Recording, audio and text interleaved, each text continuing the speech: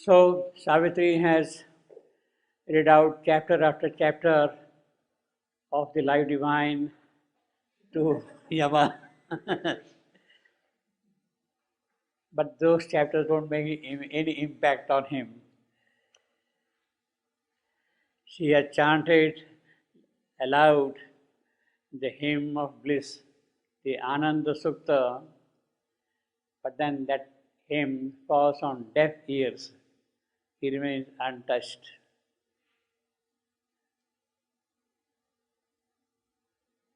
It is a kind of a stalemate now for Savitri. She is not really able to win over Yama, win over death. Now, as far as death is concerned, he is least bothered because his job is done. The soul of Satyavan is in his possession and he doesn't care about anything else at all. But Savitri, in other words, for Yama at this point, it is not a question of his life and death. What he has, and nobody can take it away from him, whatever you might say. But for Savitri, it is a question of life. She has to win over death. She has to win over death. So she is facing a kind of an obstacle, a block in her approach towards Yama, towards death. She has to win. And therefore, all those readings from the life divine or reading the Upanishadic Sukta are of no avail to her at this point. See. Now, as a side question, what does that all mean? Sri wrote Life Divine. He revised extensively after his accident in 1940-41 and brought out that 1,000-page volume, the magnum opus of his prose writings. What is the value of that? If it cannot win over death, then what is the purpose it is going to serve?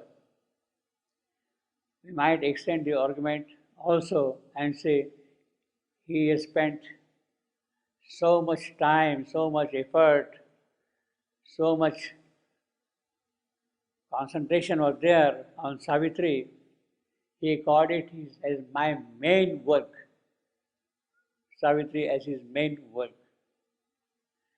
Is Savitri as a book, as a revelation, as a power, going to win over death?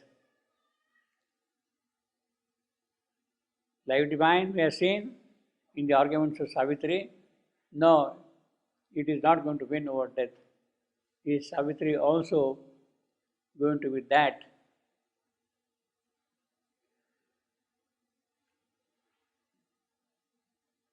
It is, one might say, a bold question, one might say a prudent question, one might say an arrogant question, one might say a question of ignorance. Is Savitri going to win over death?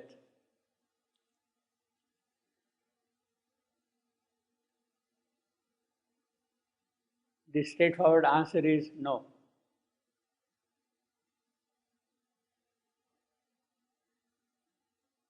All the answers are there in it, but they are not going to win over death. The mother has to do the yoga or physical transformation in spite of the presence of Savitri. That is important. The yoga is important. She has to do the yoga of transformation. All the help is available from Savitri. Whatever is required, still to win over an occult power, You have to do the yoga. So let's not imagine that by reading Savitri we will win over death. By reading Life Divine, we will conquer death. We had to do our own yoga tapasya to acquire that power to counter the obstacle. What Savitri does, what the Life Divine does, is to give you all the necessary power required to do that yoga. But the imperative of doing yoga is there always. It has to be done by us, you see. So don't say, don't think, don't imagine that look, this is there and it will help me in every respect. You have to do yoga. So Savitri has now reached a point where something else has got to be done, not Life Divine. At that time, of course, Savitri was not written. So she has to do something else. And that is the secret, that is the great movement, that is the crux of the entire book 10. She will argue, she will do this thing, etc. But ultimately she has to come to a kind of a physical necessity to do something else apart from all this. All the other things are dismissed immediately. But oh, you are a priestess of imagination. You are this, you are that, you are mentalizing, you are bound by thoughts and all that kind of. He will immediately dismiss them, emotional and all that thing. But then something has to come out from her soul now, which will be able to prevail over death. And that is what we are seeing here. In the last part of this canto, that is the real turning point in the entire dialogue, entire encounter of Savitri with death. But Savitri replied to mighty death, O dark ironic critic of God's work, thou mockst the mind and body's pottering search. For what the heart holds in a prophet hour, and the immortal spirit shall make its own. So suddenly something else is happening in Savitri. Some other spirit is now opening out and speaking through her, through him, Savitri. Mine is a heart. She now kind of does self-analysis, what she is up to. Mine is a heart that worshipped, though forsaken the image of the God, its love adored. I have kept aside the image and all that thing. I have burned in flame to travel in his steps.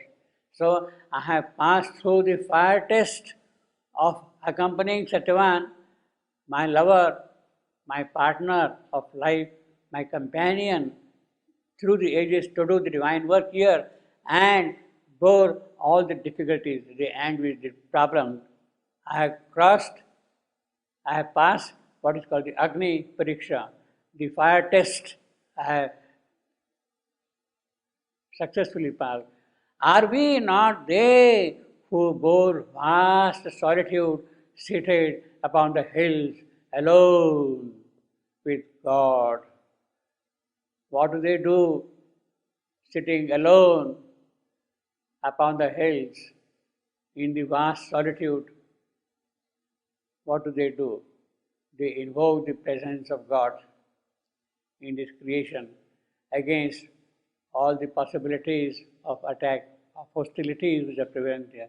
Are we not they who bore vast solitude seated upon the hills alone with God? They who bore vast solitude. We have absolutely no idea what kind of work they were doing in that solitude. No biography can present that work of theirs. Seated upon the hills alone with God. Why dost thou vainly strive with me, O death? So obviously even death is not aware of what they were doing all along through the ages, since the beginning, since the arrival since their arrival on the mental scene here. Why dost thou vainly strive with me, O death, a mind delivered from all twilight thought, to whom the secrets of the gods are plain? A mind delivered from all twilights of thoughts.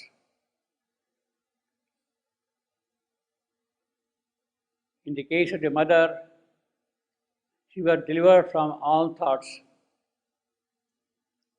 on 29th March 1914, the moment she met Sri Bandhu. Her mind became silent. Her mind became silent. When they met, that is what she realized, silent mind. She was able to simply pass it on to her. Silent. She was open and she could receive that silent mind. And since then, that silent mind always remained with her. Always. It was not by mental processes of thinking and all that, but in the silent mind, she would get revelation, she would get knowledge, she would get whatever is required to be done for her work. You see, silent mind. From all twilight thought, in fact, on 29th March 1914, that was the first gift Sri Bandhu gave to the mother of silent mind. The last gift he gave to her was 5th December 1950, the mind of light.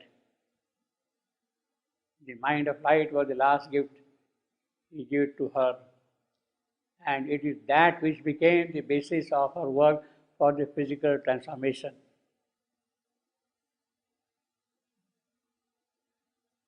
To whom the secrets, once she has got that, obviously all the secrets of the God become plain.